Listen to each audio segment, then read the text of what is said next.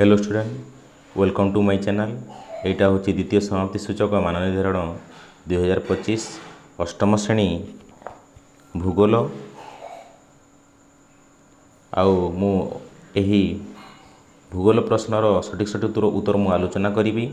आउ समस्ते शेष पर्यंत वीडियो को देखंतु एवं वीडियो को लाइक टे करंतु, चैनल को सब्सक्राइब करंतु। एठी निज नाम लिखिबे, रोल नंबर देबे, तारीख देबे, विद्यालय नाम लिखिबे, ब्लॉक नाम लिखिबे, जिलार नाम लिखिबे। तुमको 2 घंटा समय मिलिबो।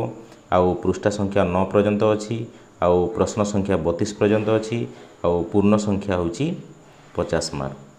चलंतु प्रश्न आड़ को जीवा।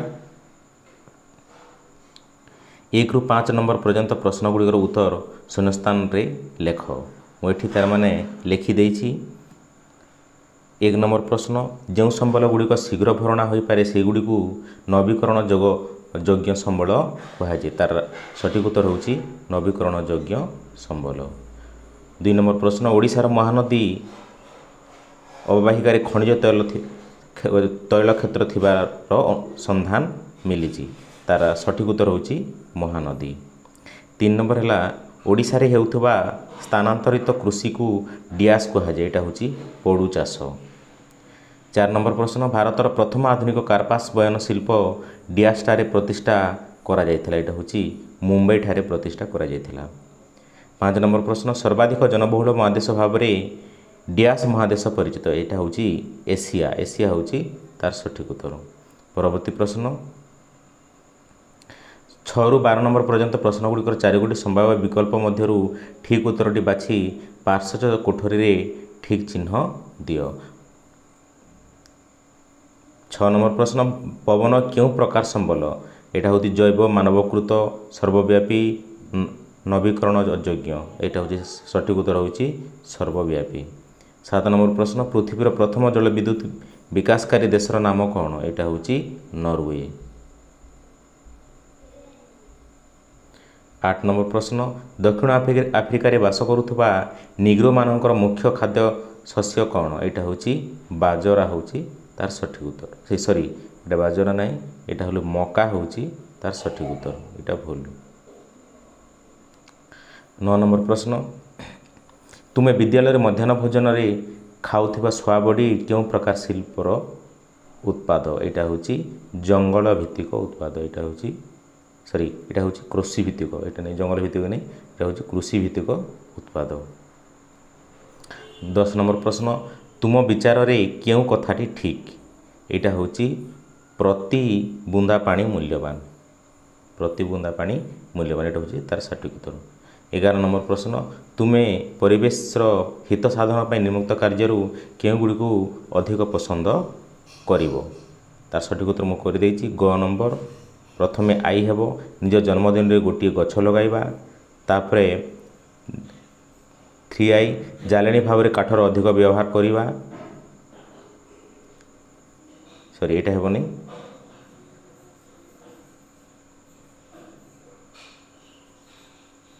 प्रथमे निज जन्मदिन में गोटे गछ लगाइबा। तापर डबल आई निज घरे पक्षी कृत्रिम बसार व्यवस्था करिबा। तापरे IV वन्यप्राणी शिकार विरोध रे अन्य को बुझाइबा। एटा होची तार सठिक उत्तर। परवर्ती प्रश्न, तुमे यही चित्रटी देखी क्यों राज्यर प्रमुख कृषि विषय रे तुम सांग को बुझाई पारिबो। तार सठिक उत्तर होची एटा आसाम। आसाम रे चा चाष करा जाउची। जो चाष करा जायछि से चा को गोटे स्त्रीटा तोलुछंती। परवर्ती प्रश्न, 13 रु 17 नंबर पर्यंत प्रश्न रे प्रथम जोड़ी मध्य थिबा संपर्क को बुझी द्वितीय जोड़ी रे शून्यस्थान पूरण कर। एटा होची 13 नंबर प्रश्न, मृत्तिका अजैव संबल आ उद्भिद होची जैव संबल।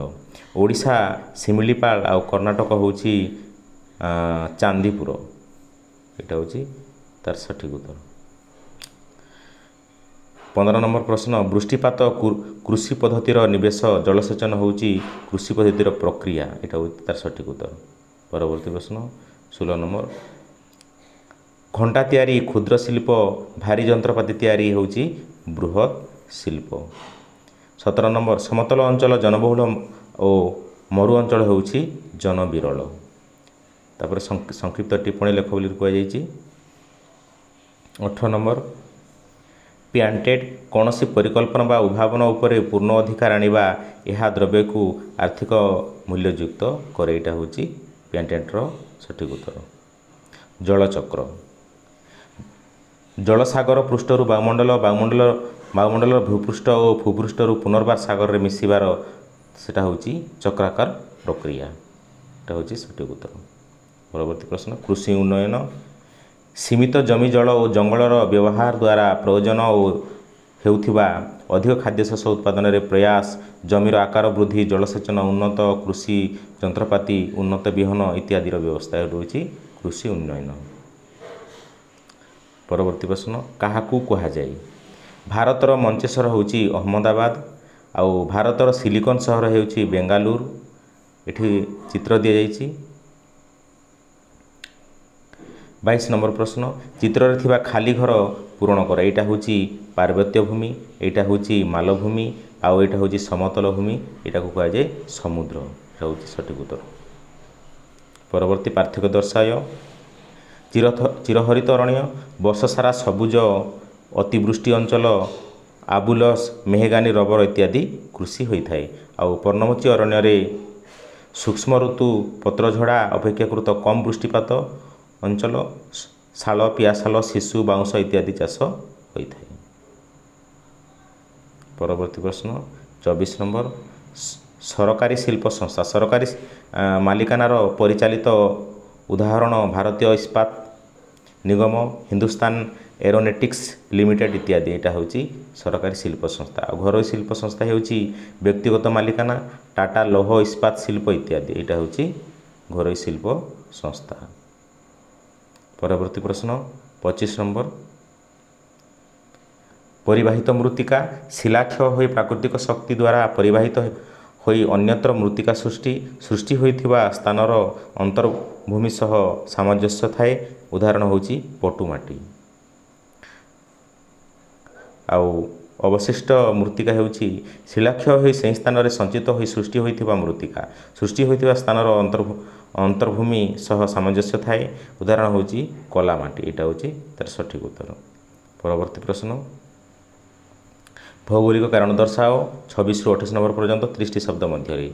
26 नंबर प्रश्न मफसल अंचल रे बायोगैस जालेनी अधिक आदृत। तार भौगोलिक कारण होछि कम पुंजी प्रजुक्ति विद्यार व्यवहार कारीगरी तथा परिवार लोक हाथ में सामग्री प्रस्तुत करती जेनटा कि माटी हांडी निज हाथ में प्रस्तुत करती। अधिक उत्पादनक्षम अधिक पुंजी उन्नत प्रजुक्ति विद्या आवश्यक मोटर गाड़ी लौह इस्पात। एटा होछि तार भौगोलिक कारण। परवर्ती प्रश्न राजस्थान बाजरा उत्पादन रे अग्रणी। बाजरा सूक्ष्म कृषि अंतर्गत होइथिबारु कम जल आवश्यक करिथाय। आउ पश्चिम भारत रे अवशिष्ट राजस्थान रे कम वर्षा होइते तेणु राजस्थान रे बाजरा उत्पादन बहुत परिमाण रे होइथाय। लौह इस्पात शिल्प आधुनिक शिल्पर मेरुदंड। कलकारखाना रो जंत्रपाति अधिकांश नित्य व्यवहार्य जंत्रपाति परिवहन पर व्यवहृत जंत्रपाति कृषि जंत्रपाति निर्माता कार्य पर व्यवहृत इटा होची इस्पात। तार सठिक उत्तर। 29 नंबर प्रश्न जड़े कारखाना मालिक भाव में शिल्प दुर्घटना कमाइबा तुम्हें नेबाक चाहूथिबा पदक्षेप मध्यरु दुईटी लेख। जनबसति ठारू दूर से शिल्प स्थापन निर्गत विषाक्त पदार्थर उपयुक्त संरक्षण अग्नि निरापत्ता दुर्घटना निवारण और सुरक्षा कौशल संपर्कित सचेतना और तालीम तुरंत नियंत्रण और स्थानांतरण। यहाँ हूँ तार सठिक उत्तर। परवर्ती तुम विचार में आजिकाली ग्रामांचल लोक मैंने जो सहराभिमुखी होती से दुईटी उल्लेख कर। गोटे है निजुक्ति और रोजगार आ उन्नत स्वास्थ्य सेवा परिवहन और जोगाजोग बजार सुविधा शिक्षा सुविधा। यहाँ हूँ तार मुख्य उद्देश्य आउ ए भितर तुम दुईटी लिखिपार।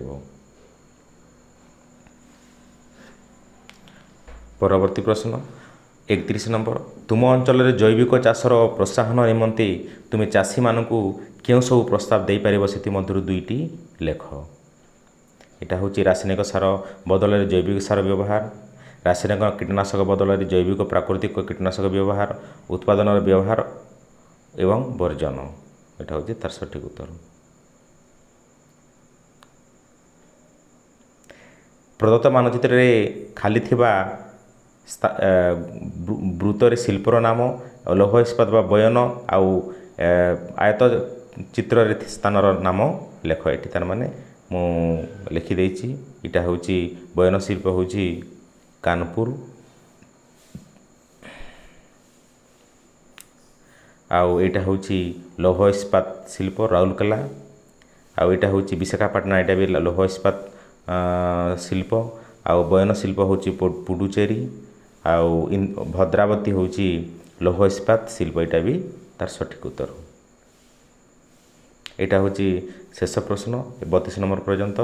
ଆଉ ସମସ୍ତେ ଭିଡ଼ିଓକୁ ଲାଇକ୍ କରନ୍ତୁ ଏବଂ ଚ୍ୟାନେଲକୁ ସବସ୍କ୍ରାଇବ୍ କରନ୍ତୁ ଏବଂ ସାଙ୍ଗସାଥିମାନଙ୍କ ସହିତ ସେୟାର କରନ୍ତୁ। Okay, bye, thank you.